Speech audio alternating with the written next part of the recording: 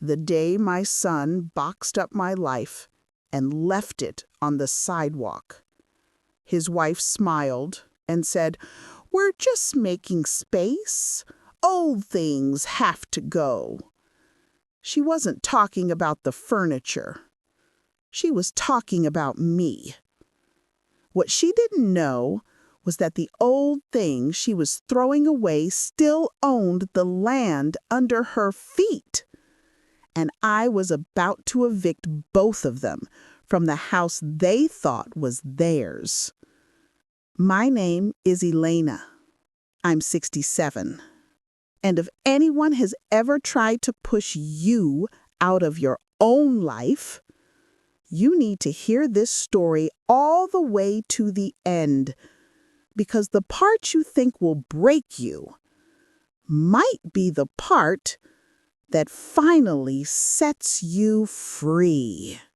I came home in the same black dress I wore to my brother's funeral. The hem was still damp from the rain in Houston, and the smell of cemetery dirt clung to the fabric. I was tired in a way that lived inside my bones. All I wanted was a hot shower, a cup of tea, and my son's arms around me saying, "I'm sorry, Mom. Sit down. I've got you." Instead, when the rideshare turned onto my street, the driver slowed down and frowned. "Ma'am," he said carefully, "are those your things?" It took my brain a few seconds to understand what my eyes were seeing. I followed his gaze. In front of my little blue house, the one I'd painted myself, the one I'd scrubbed after every hurricane, the one I'd paid off cleaning other people's offices for 40 years. There were cardboard boxes piled on the curb, a busted suitcase, my floral armchair, a plastic bin with one cracked lid. On top of the pile, face up to the sky, was my wedding photo. For a second, the world went silent. No cars, no wind, just my heartbeat crashing in my ears. If you've ever come home and felt like a stranger on your own doorstep, you already know exactly how my stomach dropped in that moment. I stumbled out of the car, knees shaking. My husband's old jacket was hanging half out of a box, sleeve dragging in the dust. He'd worn that jacket on our last anniversary. Now, it was treated like trash. I reached for it with trembling hands.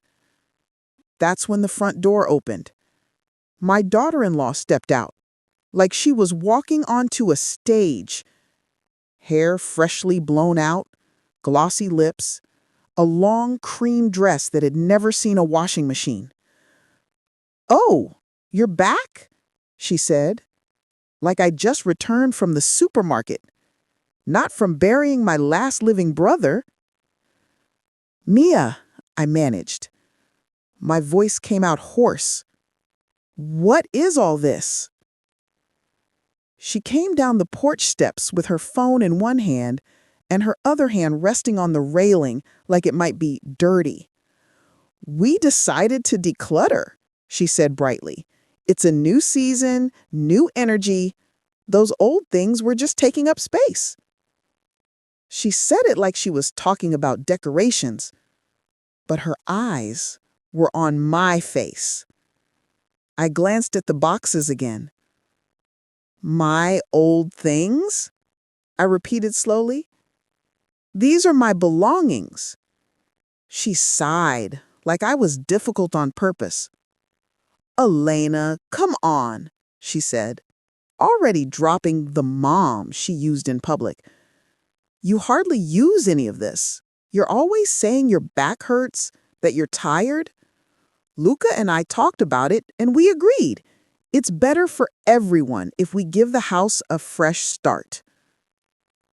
My son's name hit me harder than the boxes. Where is Luca? I asked. He's at work, she said, her gaze darting away for half a second. But he told me to handle things. And don't worry, she added, voice turning syrupy again. We kept a place for you. Let me show you. She hooked her arm through mine. Her touch used to feel like family. Now it felt like a stranger guiding me out of a store after I'd been caught staying too long. She didn't take me to my room. She led me down the hallway, past the kitchen I'd tiled by hand, past the little cross-stitch my mother had sewn, all the way to the back door. She opened it and pointed. Ta-da! She sang, "Your new space." My new space was the brick storage shed outside. We used to keep paint cans and tools in there, old rakes, broken chairs we might fix one day. Now there was a narrow cot, a crooked nightstand, a lamp with a yellowing shade. The only window looked straight at the neighbor's fence. I stepped inside. It smelled like dust, oil, and something sour in the corner. A spider shot across the wall, like even it was offended. You moved me here? I asked. It's cozy, like a tiny house. That's a whole trend on the internet, you know? My tongue felt thick. You moved my bed, my dresser, my things, so you could put me in the shed? We're turning your room into a nursery, she said, as if that made everything reasonable. The doctor says stress is bad for fertility. Stress. She was worried about stress for her, while I was standing there with my dress still smelling like a funeral. She smiled sweetly. Look, Elena, she said, you still have a roof over your head. We didn't throw you out into the street. We're not monsters. The worst monsters, by the way, are the ones who say that out loud. A roof over my head. In the back shed of the house I signed for, cried for, paid for, with aching knees and chemical burns on my hands. The house where my keys still opened every single lock. Tell me, in your head, would you have stayed quiet there? Or would you have screamed? Out loud, all I said was, you went through my documents too then? A flicker crossed her face. We just organized, she said quickly. You had papers everywhere. It was chaos. Anyway, you should rest. Luca and I will handle everything. I took a slow breath. Somewhere under the grief, under the shock, under the humiliation, something sharp snapped awake. You know what, Mia? I said softly. It is time for a clean-out, just not the kind you're thinking of. I reached into my purse. My fingers found the worn leather case of my phone, the contact I hadn't touched in a long time. Vega Property Law. What are you doing? She asked. Decluttering my life, I answered.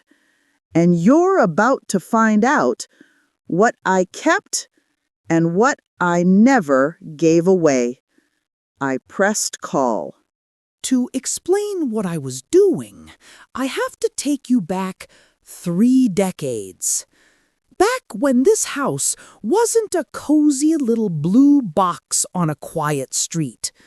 It was a wreck. Cracked foundation, roof leaking in 5 places, yard like a jungle. We bought it at a foreclosure auction. Everyone said we were insane. But my husband, Marco, held the key up in the sunlight and grinned. "We'll fix it, Lena," he said. "We always do." We didn't have money to hire anyone, so we became the crew. We scraped wallpaper at midnight, patched holes we couldn't afford to hire out, painted rooms one can of paint at a time. By day, I cleaned other people's offices. I mopped floors while their pictures hung on the walls, their families smiling back at them. By night, I scrubbed grout in my own tiny kitchen and imagined my kids running through these hallways. The first winter in that house, we had more buckets on the floor than chairs. The roof leaked every time it rained. Marco would tap the buckets with a spoon and say, "It's music! Every drip is one more reason we'll be proud when it's fixed."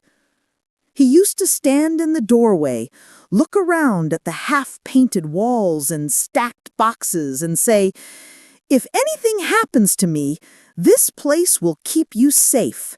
The walls will hold you up when I can't." I thought we had time. Then, a drunk driver on the highway ended his life in a second. One phone call, and half my heart vanished. I thought I'd lose the house too, but I didn't. I took more shifts, rented the spare room to a nursing student, made rice stretch 3 days. When I made the last mortgage payment, the bank teller shook my hand. "Congratulations, Mrs. Alvarez. Your house is yours, free and clear." I sat in my car afterward and sobbed until the windows fogged. Not out of joy exactly, out of sheer exhaustion. Years later, when Luca got engaged, I wanted to give him something big, something that said, "You won't have to struggle the way we did." So I told him, "Move in with Mia. We'll make it work. Take the front bedroom. I'll stay in the smaller room. We're family." He hugged me so tightly I couldn't breathe. "Mom, you're the best," he said. "Mia's gonna love this." I wanted him to feel secure, but I also wanted to make sure I would never end up on someone else's sidewalk. So I went to see Attorney Vega. I want my son to live there. I want him to feel like it's his home. But I also need to know I can't be pushed out if things change. She nodded like she'd heard this before. We created something called a life estate. In simple words, on paper, the house worked like this. While I'm alive, it's mine. After I die, it slides over to my kids. Like holding a ticket in your hand and knowing your children will sit in that seat one day, but not while you're still sitting in the seat. Luca didn't care about the details back then. "Whatever makes you feel secure, Mom," he said, signing his part of the future interest without even reading most of it. Mia wasn't there. She came later. Perfect eyeliner, big plans, zero questions about where the bricks came from. She just said, "We're so lucky, babe. Free house. Your mom is a saint." I didn't want to be a saint. I wanted to be respected. That part never really happened. Back in the shed, my lawyer picked up on the second ring. "Elena," she said, "are you okay?" "No," I answered, "but I'm going to be." Mia crossed her arms, pretending she wasn't listening. "Do you still have the documents for my life estate?" I asked. "Of course," Vega said. "I keep everything. Why?" Because I think my son and his wife believe this house is already theirs, I said, and they just moved me into the tool shed. The silence on the line sharpened.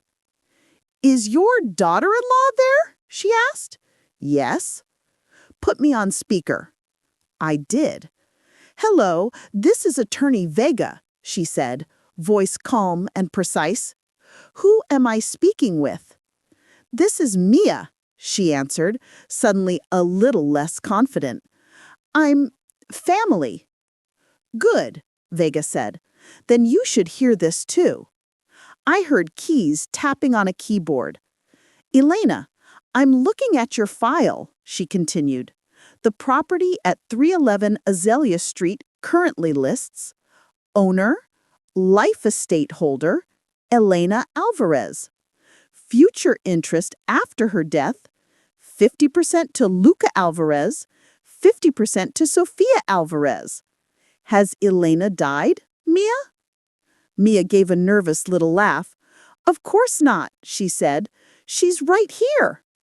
Then legally, Vega said, this house is still under Elena's complete control. Here's what that means in normal language. While she's alive, she's the boss. Luca only gets his share after she dies. And you? I could feel Vega's raised eyebrow through the phone. You get nothing unless she chooses to be generous. So if you were under the impression this house is yours, Vega paused, you were misinformed. That's not what Luca said, Mia blurted. My heart stung. My son had been telling a different story. Vega, I cut in, I did sign some papers last year when Luca talked about refinancing. Could that have changed things? More tapping, pages shuffling. I see the refinance, she said. Small loan at first, but your life estate is still intact. You did not sign away ownership. And I see no document transferring full title to Luca. So what does that mean for me? I asked. It means, Vega said, if anyone is treating you like a guest in this house, they're the ones out of line. If you want, I can be at your door in 30 minutes with printed copies of everything and a nice formal notice. Mia finally snapped. This is ridiculous, she said. We live here. We've redecorated. We're starting a family. You can't just... Ma'am, Vega interrupted. Let me be very clear. You are married to the future co-owner. You are not an owner yourself. Without Elena's consent, you have no right to move her belongings, change her living space, or make decisions about this property. If this continues, we will involve the bank, the police, and the court. The word police landed like a slap. Mia's eyes widened. I didn't know, she whispered. Luca told me he said the house was basically ours. Well, Vega replied, then he misunderstood, or he misled you. But your ignorance doesn't erase Elena's rights. I'll come to your office tomorrow, I told Vega. We'll talk there. When I slipped the phone back into my purse, my hands had stopped shaking, because for the first time that day I remembered I was not the guest. I was the owner. And I had been acting like a guest for much too long. That night, I didn't sleep in the shed. I dragged my suitcase back into my bedroom. Half the furniture was gone. The walls were bare. They'd stripped the room to paint it a new color. I lay on the naked mattress and stared at the ceiling. For a long time, I listened to the house. The fridge buzzing, the pipes clicking, the TV in the living room murmuring through the wall. I waited for Luca to come home. 10 o'clock, midnight, 1 a.m. My phone lay silent on the pillow beside me. At 2 in the morning, the front door finally clicked open. I heard his key, his heavy steps, the rustle of a fast food bag. He walked down the hallway. He paused outside my door, just for a second, long enough to hear that I was awake, to feel the air change. Then he kept walking. Coward. The kind of coward you only become when you're afraid of your own mother's eyes. If you're listening to this while you're cooking or cleaning, just nod if this feels familiar.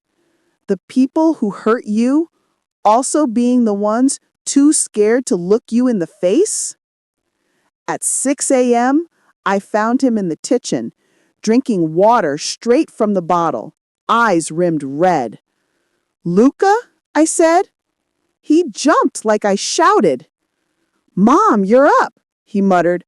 "I thought you'd be out back." "In the shed you put me in?" I asked. He didn't answer.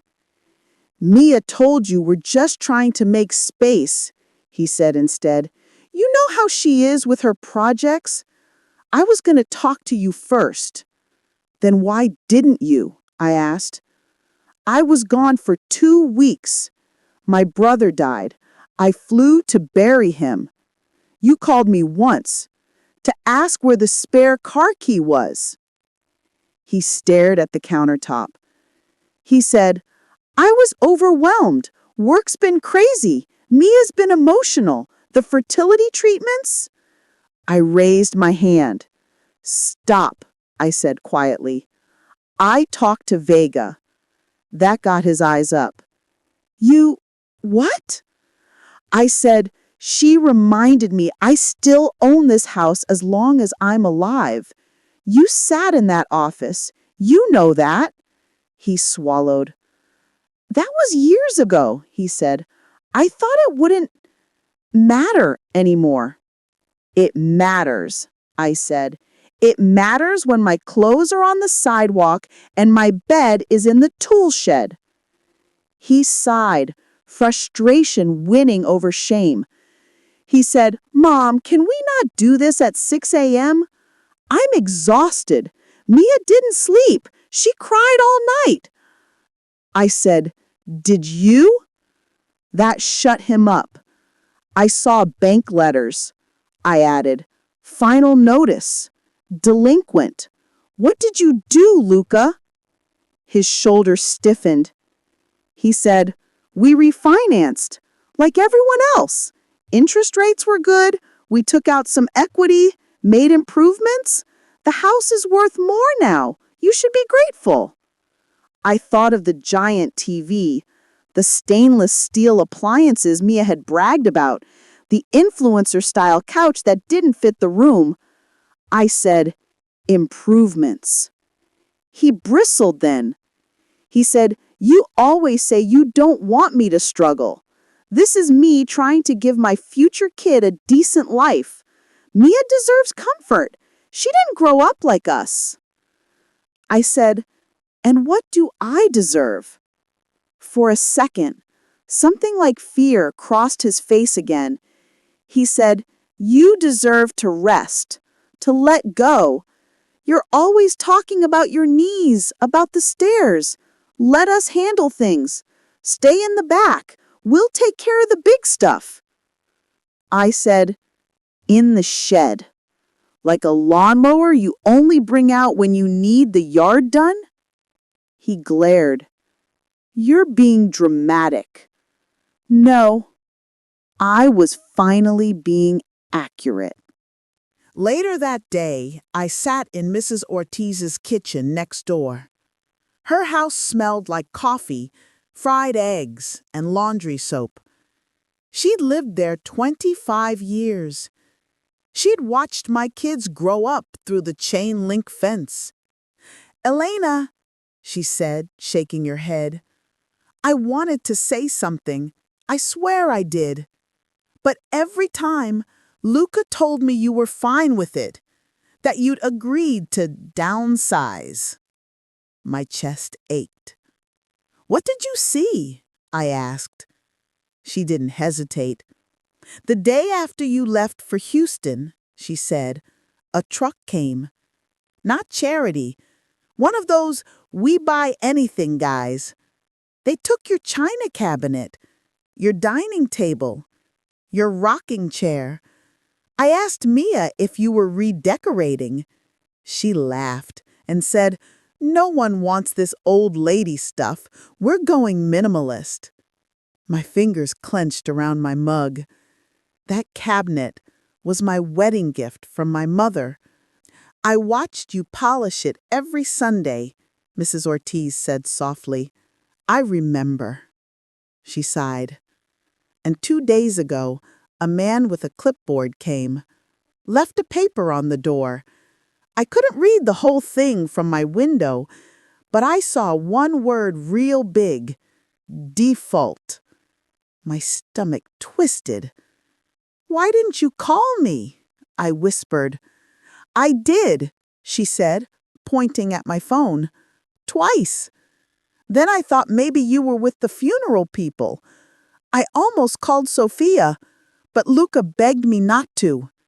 He said you'd overreact. Huh. Apparently to them, my overreaction was me not dying quietly in the backyard. Mrs. Ortiz reached across the table and squeezed my hand. You built that house, she said. I saw you with your paint roller and your back brace.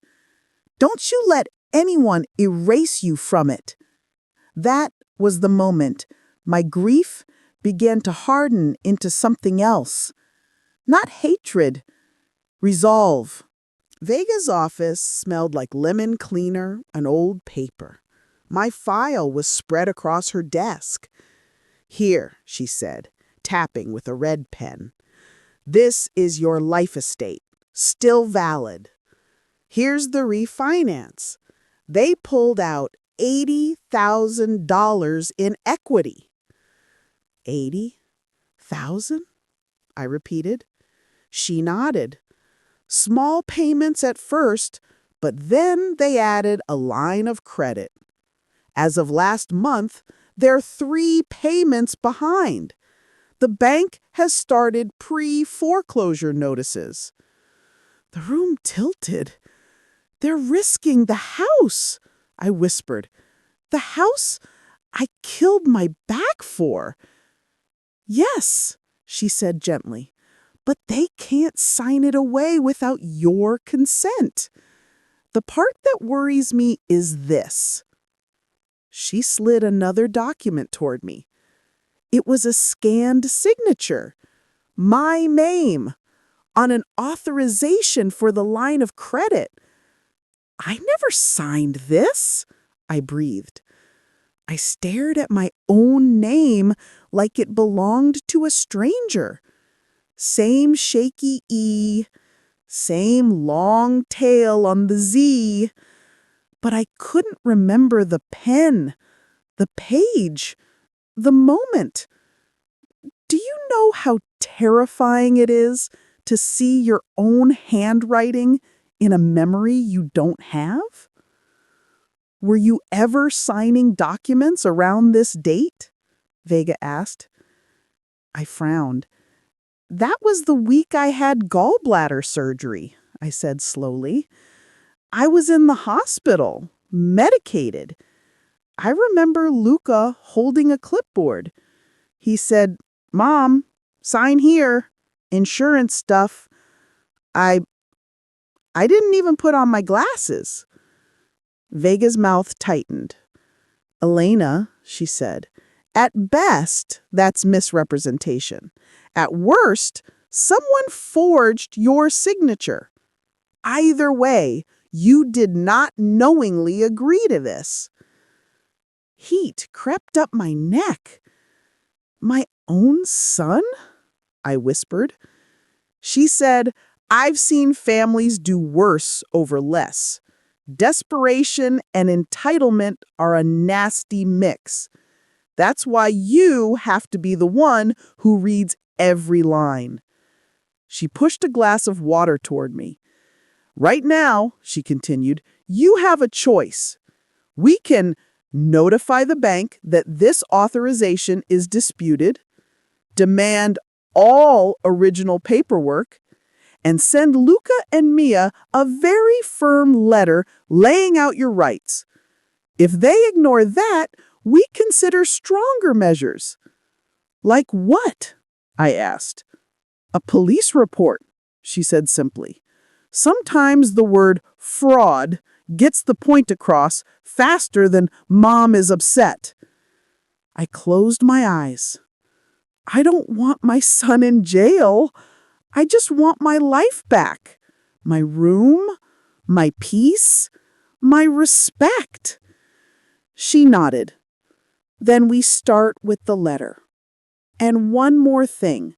Stop paying for everything. No more extra groceries, no more covering their power bill, just this month. They're adults. If they want to live like homeowners, let them find out what homeowners deal with. My entire life, being a good mother meant cushioning every fall. Maybe it was time to move my hands and let people hit the ground they were sprinting toward. The letter went out on Wednesday. On Friday, Mia made lasagna. She never cooked lasagna. Too many carbs. The table was set with cloth napkins, candles, the good plates. "Family dinner," she announced, smiling too hard. "We can talk like adults. If you think this dinner sounds bad, just wait until you hear what I found out about their baby. But I'll get there." Mia's parents arrived first. Her father filled the doorway with cologne and opinions. Her mother was thin, sharp, always looking at everything like it slightly disgusted her. "Elena," her mother cooed, air-kissing next to my cheek. "We hear you've been under the weather. It must be so overwhelming at your age to manage such a big place." I smiled politely. "It's the right size for me," I said, "especially since I own it." She blinked. Mia's jaw ticked. We sat. Luca poured wine with hands that weren't steady. Mia's father cleared his throat. "Look," he boomed, "we're all family here. No need to be dramatic. The kids need stability. With a baby on the way—" He cut himself off, glancing at Mia's perfectly flat stomach. She immediately put a hand over it. I stared. "You're pregnant?" I asked. Her smile turned saintly. "Just a few weeks," she said. "We wanted to wait to tell you once things calmed down.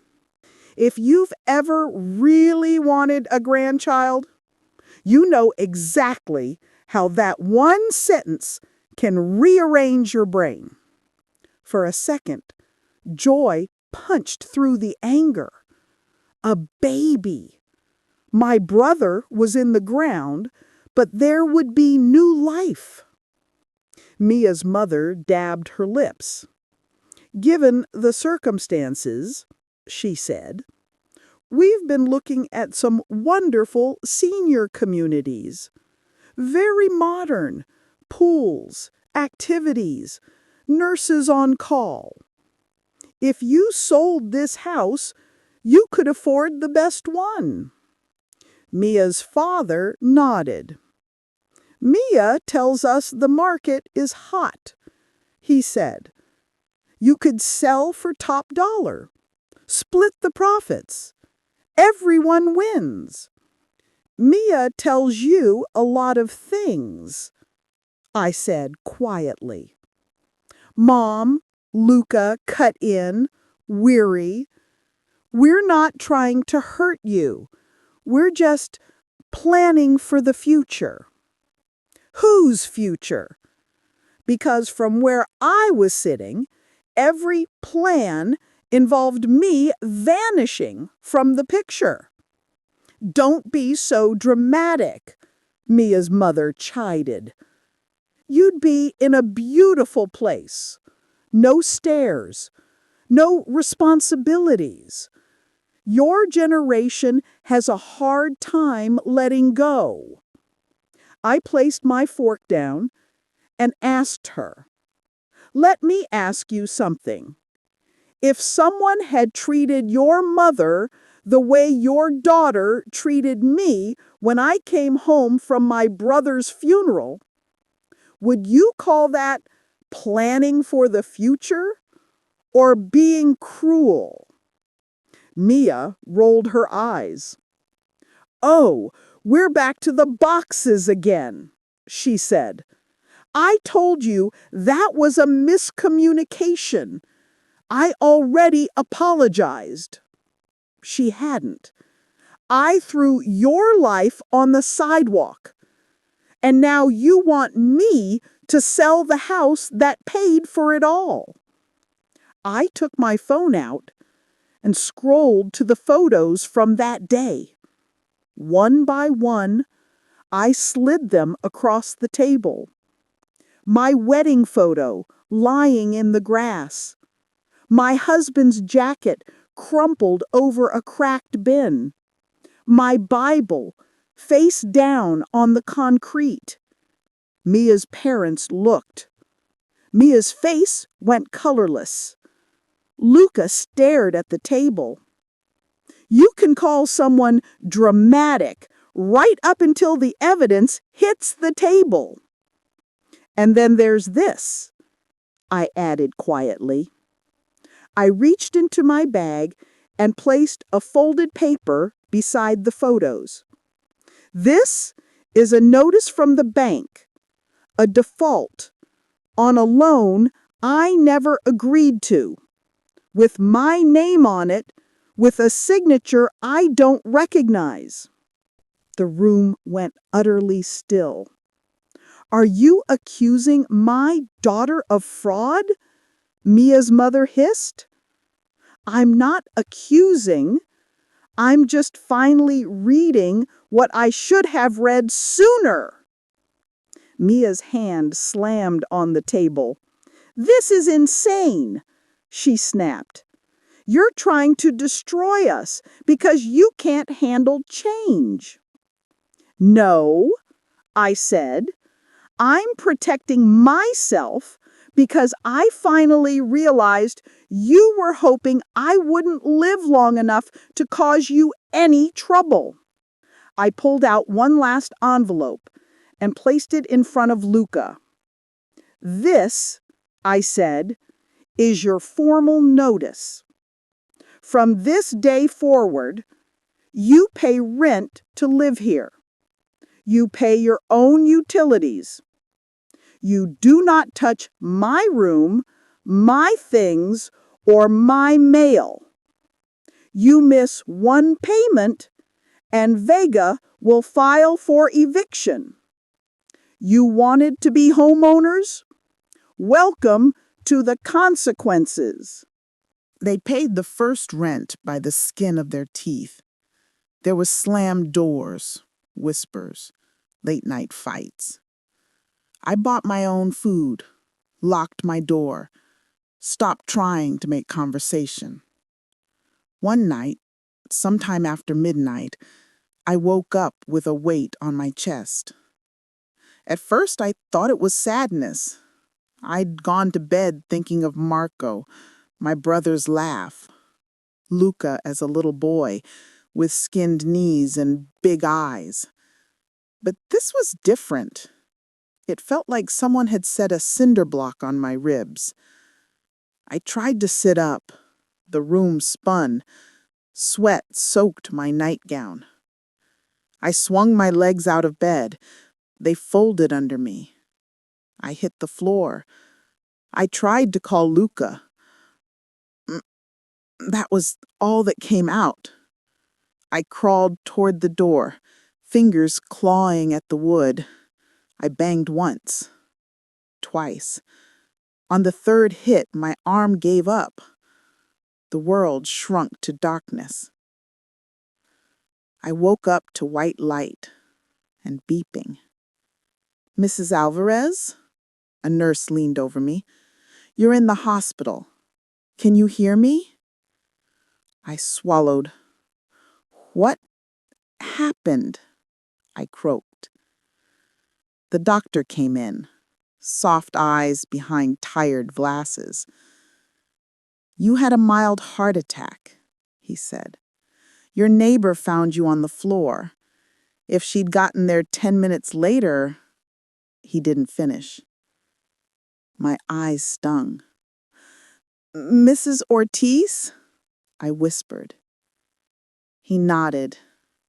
"She said she was bringing you soup," he said. "Your front door was half open." I breathed in. The air smelled like disinfectant and fear. "Is my son here?" I asked. The doctor hesitated. "We called your emergency contact, Luca. He said he was at work and would try to make it later." If a doctor ever tells you that your heart needs distance from your own family, listen. Hearts don't lie. People do. The doctor glanced at my chart. "Your stress levels have been high for a long time," he said. "If you go back to the same situation, you're gambling your life. You need less stress, medication, follow-up, and a support system that doesn't hurt you. You need to stop living like your life belongs to everyone but you." Then he asked the question I'd been avoiding. "What is causing you the most stress right now?" I closed my eyes.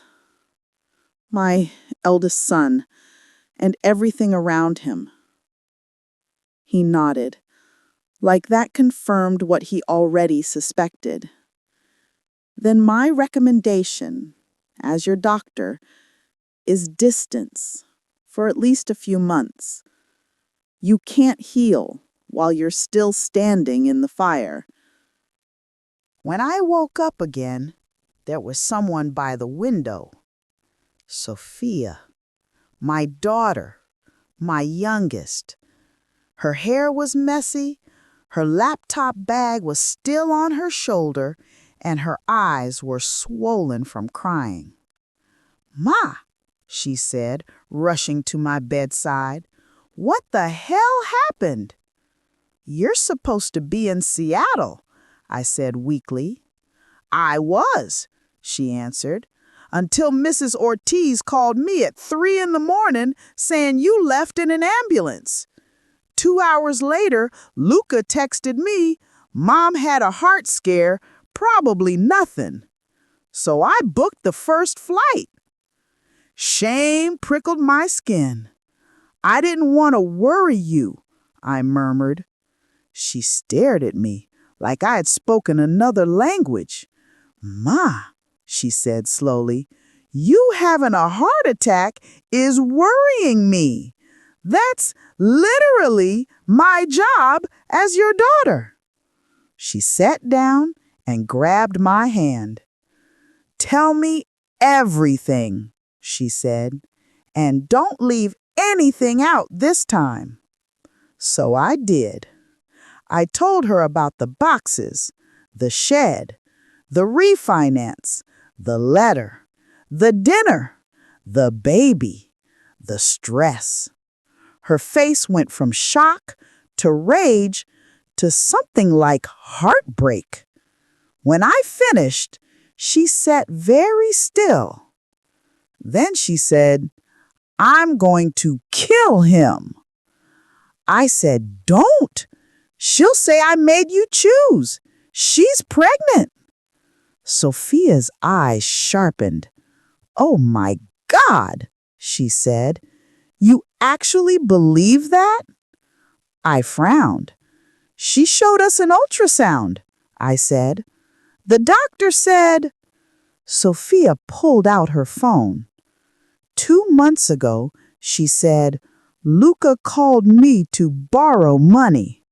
He said the fertility doctor told them they had less than a 5% chance of conceiving naturally. He was crying. She scrolled through her messages. Now, 6 weeks later, she's magically pregnant? No lab reports? No appointments? Just pretty announcements? I stared at the ceiling. I showed her a picture, I repeated lamely. Mom, Sophia said gently, you can buy positive pregnancy tests online. You can download ultrasound images from Google. I'm not saying for sure she's lying, but if she is, it wouldn't be her first lie, right? I thought of the shed, the boxes, the refinance, the forged signature. My silence was its own answer. Sophia leaned in closer. Listen to me, she said. You are not going back to that house to sleep in a glorified broom closet. Not after this. You're coming with me. My whole life is there, I whispered. No, she said, tapping my chest gently. Your life is here, in this stubborn, tired heart, and I would like you to keep it beating for a good while longer. She kissed my forehead. Love doesn't mean letting people kill you slowly, even if those people share your last name. 2 days later, I was in a small hotel room near Sophia's office. Quiet, clean, anonymous. We sat on the bed with takeout containers between us and called Vega again. I'm ready, I told her, to do whatever we have to do to keep the house out of foreclosure and me out of the ground. Vega laid out the options. Freeze activity on the mortgage, demand bank documents, send a cease and desist about using my name. And if they keep pushing, she said, we talk about a police report. My stomach knotted. Before I could answer, Sophia's phone buzzed. Unknown number. She frowned and opened it. Her eyebrows shot up. What? I asked. She turned the screen toward me. You don't know me, but I'm Mia's cousin Carla. We need to talk. It's about the baby. We met Carla the next day in a cafe near the hospital. She looked younger than Mia. Hair in a messy bun, no makeup, nervous hands twisting a napkin. Thank you for coming, she said. I've been thinking about this for weeks. Sophia folded her arms. Say what you came to say, she said. We're listening. Carla took a breath. Mia's not pregnant, she blurted. The room seemed to tilt. What? I whispered. She never was, she said. She just found out you'll do anything for a grandchild. My fingers dug into my cup. Explain, Sophia said. Carla pushed her hair behind her ear. Mia has severe endometriosis, she said. She's known for years that natural pregnancy is almost impossible. She's faked pregnancies before. 3 times. She plays the sweet victim, announces she's expecting, gets gifts, money, sympathy. And then there's a miscarriage, the moment things get complicated. My mouth dried. "What about the ultrasound photo?" I asked. "Stock image," she said. She showed it to me before she showed it to Luca. She thought it was funny. She said, "He's so desperate to be a dad, he'll believe anything. Once his mom is out of the picture, we can finally sell that ugly house and move somewhere real." I gripped the edge of the table. "Why are you telling us this?" Sophia asked. "You're her cousin." Carla's eyes filled. "Because I watched her do the same kind of thing to my aunt. She drained her savings, lied, screamed when confronted. My aunt died last year, thinking it was all her fault. I can't watch Mia destroy another family and stay quiet. So if you're still listening, thinking it can't get worse than this, it did." She pulled an envelope from her bag and slid it toward us. "These are screenshots, texts, and this is a copy of her medical report. She left it at my place once." Sophia opened it carefully. Mia's name at the top.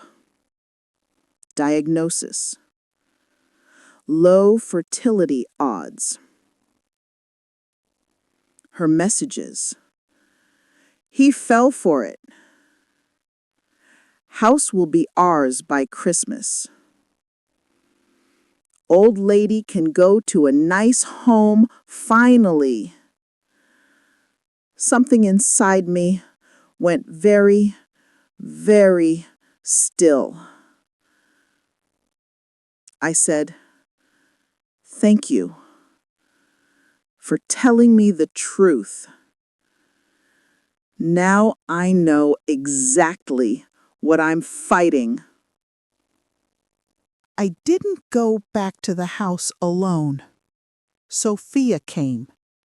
So did Vega, briefcase in hand. We walked in without knocking. Mia was on the couch, scrolling on her phone, belly perfectly flat in a crop top. She looked up annoyed. "Oh," she said, "you're back. I thought you were staying at your little hotel longer."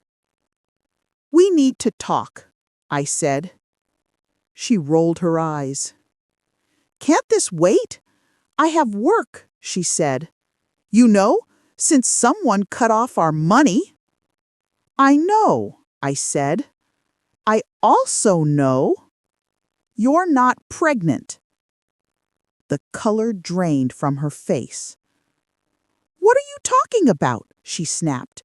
"Of course I am. The doctor." "Which doctor?" I asked. "The one who wrote this?" Sophia held up the medical report. Luca walked in from the kitchen, drying his hands on a towel. "What's going on?" he asked. Sophia handed him the report. "Read it," she said. His eye scanned the page. He swallowed. "That's old," he stuttered. "That's not, she said." Sophia pulled out her phone and tapped the screenshots open.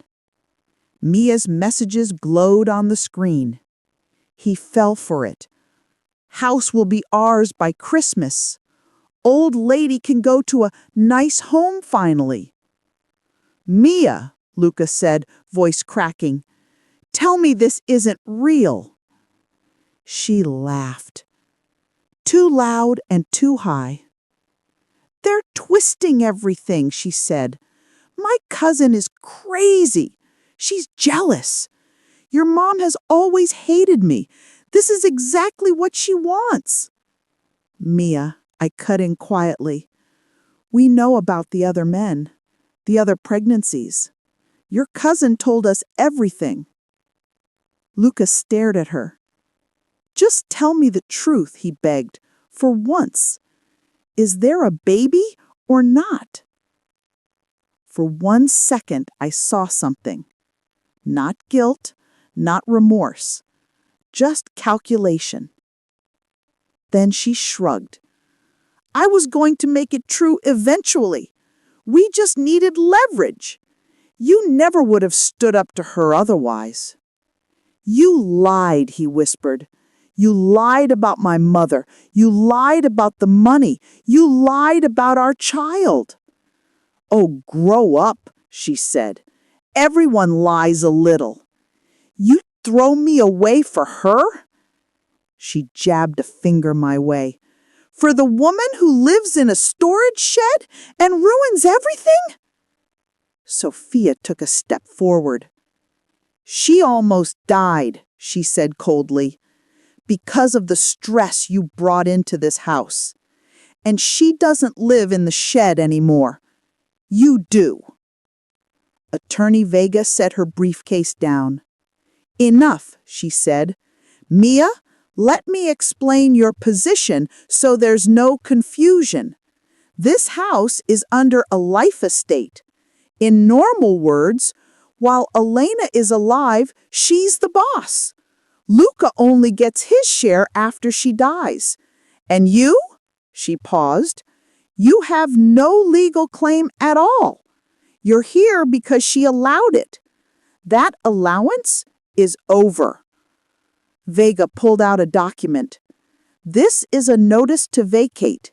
You have 30 days to leave this property.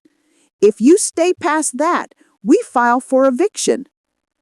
"You can't do that," Mia gasped. "You can't throw out your pregnant daughter-in-law." "I know you're not pregnant," I said. "And even if you were, pregnancy isn't a license to commit fraud." She turned to Luca. "You're really going to do this?" she demanded. "You're really going to kick me out because she says so?" He looked at me, at the woman he'd put in the shed, the woman he hadn't rushed to the hospital for. Then he looked back at Mia. And for the first time in a long time, I saw my son instead of her puppet. "No," he said quietly. "I'm kicking you out because you did this, because you lied, because I don't recognize the person I've become with you." He took the notice from Vega and handed it to Mia. "Get out," he said, voice shaking. "Get your things and go." Evicting your daughter-in-law was never on my bucket list. You don't spend years rocking a baby to sleep and think, one day I'll hand a piece of paper to the woman he marries and tell her to leave. But that's exactly what I did. Mia screamed, sobbed, threatened lawsuits, threatened to ruin us online. In the end, she packed what she could carry into her car and 3 trash bags. Her parents didn't come help. Apparently, they had some reconsidering to do too, after learning about the scams. Luca stayed, for a while. He slept on the couch, kept the TV low, cooked simple meals, and washed every dish. He tried to be useful. "Tea, Mom? I fixed the squeaky hinge. I paid the power bill." But every gesture bumped against the ache inside me. A few weeks later, he stood in my doorway, hands in his pockets. "Mom," he said, "I'm moving out." I looked up from my book. "Oh," I said. "I found a small studio near work. I think I need to learn to stand on my own feet. Without your house, without your money." He swallowed. "I filed for divorce," he added. "She blocked me on everything. Maybe that's the best thing she's ever done for me." He laughed bitterly. "I've been thinking. I didn't marry her for love. I married her out of fear. Fear of being alone. Fear of failing you. Fear that all your sacrifice would be wasted if I didn't have the perfect family to show you. And in trying to prove something, I proved the worst thing possible, that I could hurt you." He wiped his eyes. "How do you forgive someone for that?" he asked. "How do you forgive me?" I stood up slowly, walked over, put my hand on his cheek like when he was little. "Everyone makes mistakes," I said. "What matters is what they do after. You saw the truth. You didn't keep lying to yourself. You ended something toxic when you could have stayed comfortable. That takes courage." "Do you really forgive me?" he whispered. "I forgive you," I said. "But I don't forget, and I won't pretend it didn't happen. I love you, Luca. You're my son, but I will never again hand you the keys to my life." He nodded, tears falling. "I'll send payments every month for the loan, for the damage, even if I'm eating instant noodles for a year." "Eat some vegetables, too," I said softly. "I'd like you to live long enough to be annoyed by your own children someday." We both laughed through the tears. 2 months later, I stood in the middle of my living room with a box in my hands.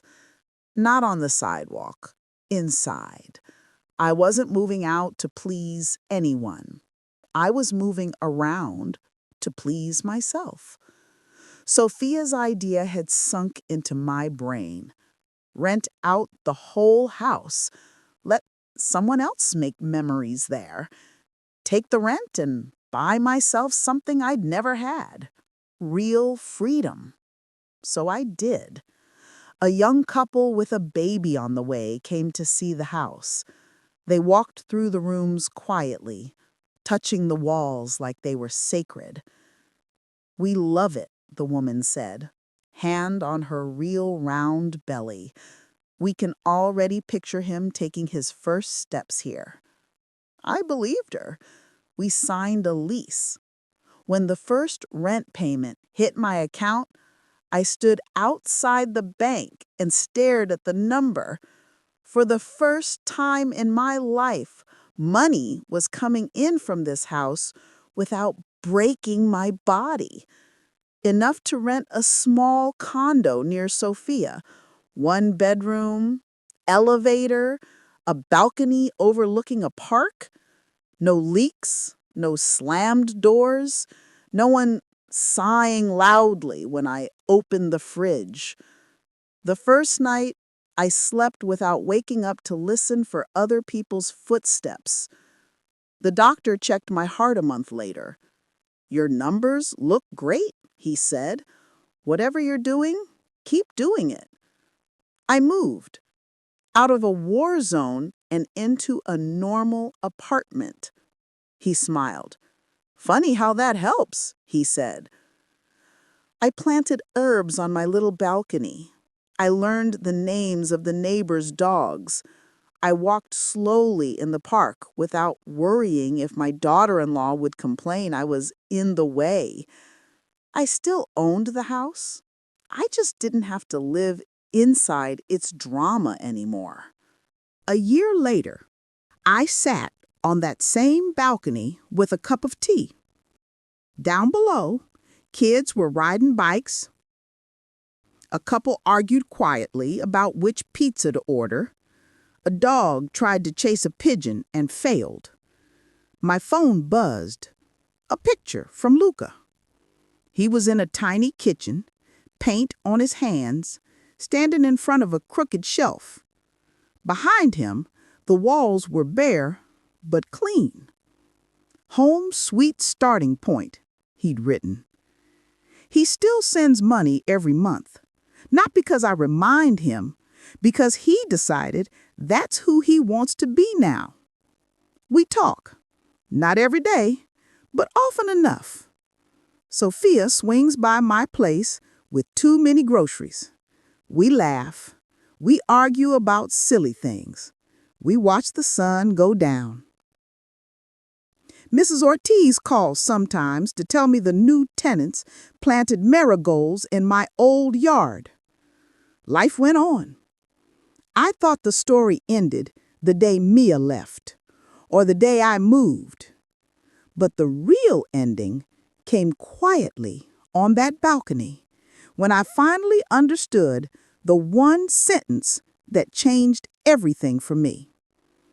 Being alone with your dignity is better than being surrounded in humiliation and calling it family. Here's what I want you to take from my story. Get your name on the papers. Never sign anything you don't understand. Don't confuse love with surrender. And don't let anyone declutter you out of your own life. If any part of this felt like your story, if you've ever felt like a guest in a house you paid for, or a burden in a life you built, this is your sign. You're allowed to say no more. You're allowed to move yourself out of the shed and into the light. You're allowed to keep the keys to your house, your money, your peace. I did it at 67. You can do it too. If this reached you, tell me in the comments where you're watching from and write, "I'm keeping my keys." Maybe your keys are to a home. Maybe they're to your business, your boundaries, your sanity. Whatever they unlock, hold them tight.